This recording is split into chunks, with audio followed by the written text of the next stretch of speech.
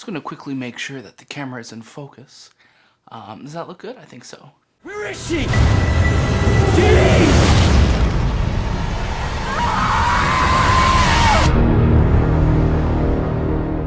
Welcome to This Time with Daniel, and just me today. I got a quick review for you for X-Men Dark Phoenix.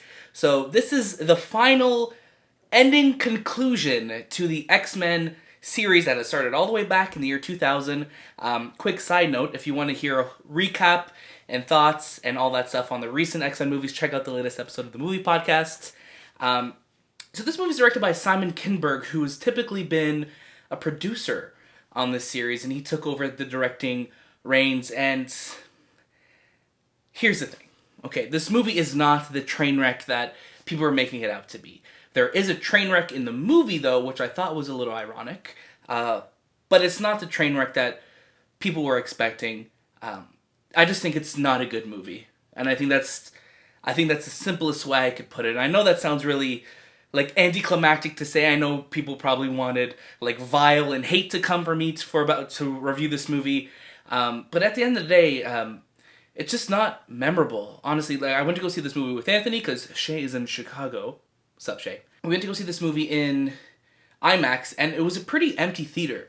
And usually this theater is pretty packed when it comes to opening nights for movies. So that was warning number one. And this was a fan event, so this was a bit of an earlier screening than the traditional screenings are.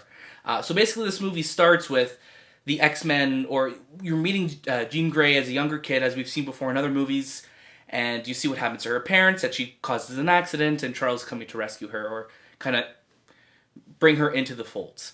Then it jumps to the mission of them in space, which we see in the trailer. She absorbs whatever energy that is, and from there, it's just a collection of scenes that don't really feel like a movie. It just feels like things are happening. There's such jumps in, I feel like, not logic, but also just oh, Jean's deciding to go visit Magneto for some reason. And it doesn't really, the reasoning isn't there, so you're not really feeling like you're connecting with what these characters are going through. And you'll know what I'm talking about if you've seen any of the trailers for this movie, that there is a major death in the film, and you see it coming a mile away, and it just when it does eventually happen, it doesn't really have any impact, because this character throughout the whole series, it didn't really matter until the last couple movies as much. I'm just trying to sit here and collect my thoughts about how,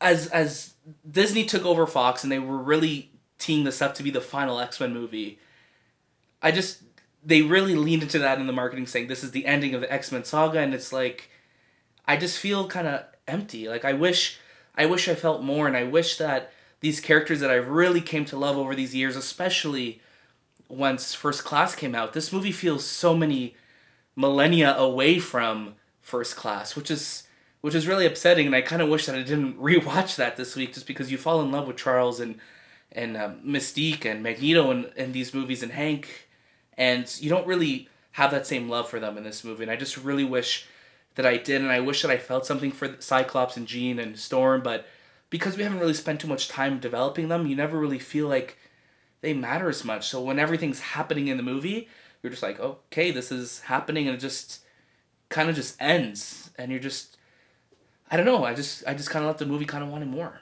I think it's safe to say for this movie, you could skip it.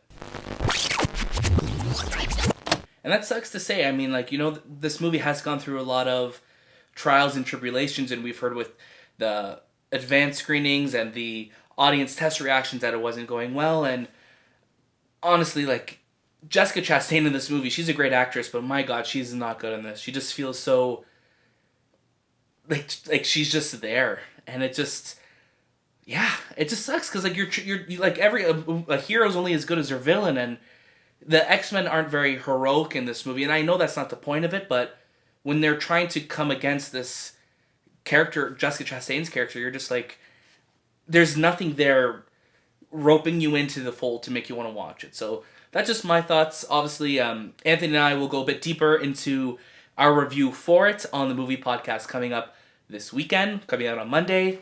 Thank you so much for watching and subscribing and liking and doing all that YouTube stuff. If you want to hear more, subscribe here, listen to the movie podcast. That was this time, and we'll see you next.